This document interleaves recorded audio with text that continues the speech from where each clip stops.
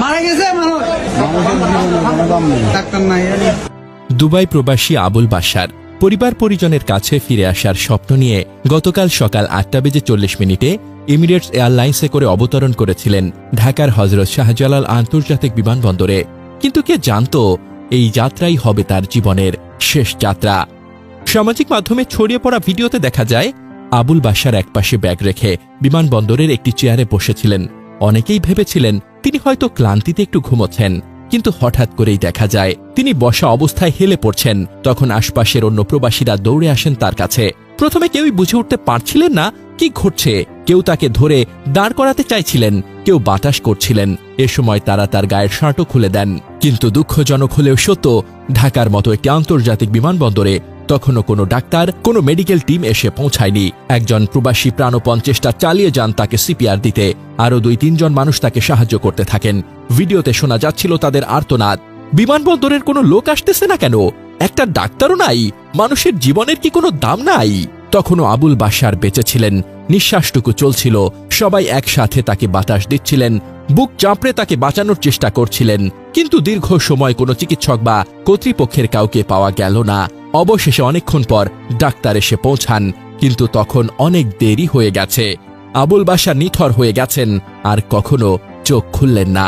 বাইরে বিমানবন্দরে তার স্বজনরা অপেক্ষা করছিলেন, যেন প্রিয় মানুষটিকে বুকে জড়িয়ে ধরতে পারেন, হাসি মুখে বলতে পারেন, বাবা তুমি কেমন আছো? কিন্তু সেই দেখার হলো না। জীবনের নিষ্ঠুরতা এই যে এক মুহূর্তের বিলম্বই কেড়ে নিল একটি প্রাণ, ভেঙে দিল একটি পরিবার, নিভিয়ে দিল অসংখ্য আশার প্রদীপ। এমন একটি জায়গা যেখানে প্রতিদিন হাজারো যাত্রী আসা যাওয়া করেন, যেখানে কোটি কোটি টাকার অবকাঠামো, সেখানে কেন নেই তৎক্ষণাৎ চিকিৎসা সেবা? কেন একজন যাত্রীর জীবন বাঁচাতে দেরি হলো এতটা? ঘটনাস্থলে উপস্থিত মানুষের প্রশ্ন ছিল একটাই, মানুষের জীবনের কি কোনো মূল্য নেই?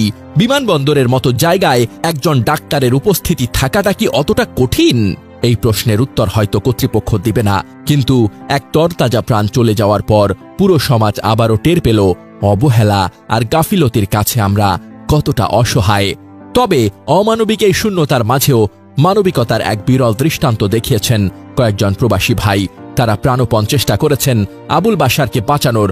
বুক চাপড়ে বাতাস দিয়ে সিপিআর করে চোখের জল ফেলে তাকে ধরে রাখার চেষ্টা করেছেন শেষ মুহূর্ত পর্যন্ত। তাদের এই প্রচেষ্টা প্রশংসনীয়, মানবতার অনন্য উদাহরণ। হয়তো তারা ডাক্তার নন, কিন্তু তাদের হৃদয়ের ব্যথা, চেষ্টার আন্তরিকতা আমাদের মনে করিয়ে দেয় মানুষ এখনো মানুষের জন্য বাঁচে। একটি হাসি খুশি পরিবার এখন নিথর দেহ নিয়ে ঘরে ফিরছে। যে মানুষটি বিদেশে রক্ত ঘাম ঝরিয়ে উপার্জন করে স্বজনদের সুখের স্বপ্ন দেখাতেন, তিনি আজ মাটির মানুষ হয়ে ফিরে এলেন। স্বজনদের বুক ফাটা কান্না, স্ত্রী সন্তানের অশ্রু আর গ্রামের মানুষের হাহাকার, সবকিছু মিলিয়ে যেন আকাশ বাতাস ভারী হয়ে উঠেছে। আবুল বাশারের মৃত্যু শুধু একটি পরিবারের ক্ষতি নয়, বরং আমাদের সিস্টেমের এক নগ্ন চিত্র, যেখানে মানুষের জীবন অবহেলায় ঝরে যায়।